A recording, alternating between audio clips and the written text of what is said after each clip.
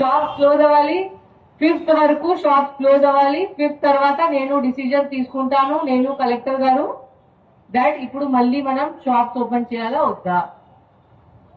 ఈ 5 days లో ఎంత మందికి ఎంత కష్టం వస్తుంది. మామూలుగా ఇట్లాంటి డిసిజన్ నేను ఎప్పుడు తీసుకోను, బట్ ఇక్కడ మన పల్నాడులో ఇట్లాంటి పరిస్థితి వచ్చింది కాబట్టి ఇట్లాంటి సీరియస్ డిసిజన్ తీసుకోవడానికి అవసరం పడింది. ఎవరు సఫర్ చేస్తారు? ఇప్పుడు మీరే సఫర్ చేస్తారు కదా. పెద్ద పెద్ద వాళ్ళకి ఏం ఉండదు, చిన్న చిన్న పనులు ఎవరు చేస్తున్నారు, చిన్న చిన్న పని చేసి బతుకుతున్నారు, వాళ్ళకి ఎంత లాస్ ఉంటుంది జస్ట్ ఇమాజిన్ చేయండి. ఇట్లాంటి గొడవలు ఉంటే ఇట్లా పరిస్థితి వస్తుంది. సో మనకి ఇట్లా ఎందుకు మనకి ఇట్లా, ఇది నా రిక్వెస్ట్ ఉంది మీకి, మీరు ప్రాపర్ గా బిహేవ్ చేయాలి. ఇప్పుడు పోలీస్ తో పాటు కోఆపరేట్ చేయాలి. పోలీస్ ఇంట్రెస్ట్ ఓన్లీ మీ సర్వీస్, మీ రక్షణ కోసం ఉన్నాము, మేము మీకోసమే ఉన్నాము. మీకు ఏం ప్రాబ్లం జరగకుండా, సపోజ్ ఇక్కడ మనకి అందరూ బయటే వస్తే రేపు ఎగ్జిట్ పోల్ రిజల్ట్ వస్తుంది, అప్పుడు అందరూ ప్రిడిక్షన్ ఇస్తారు, ఎవరు గెలుస్తారు ఎవరు ఊడిపోతారు.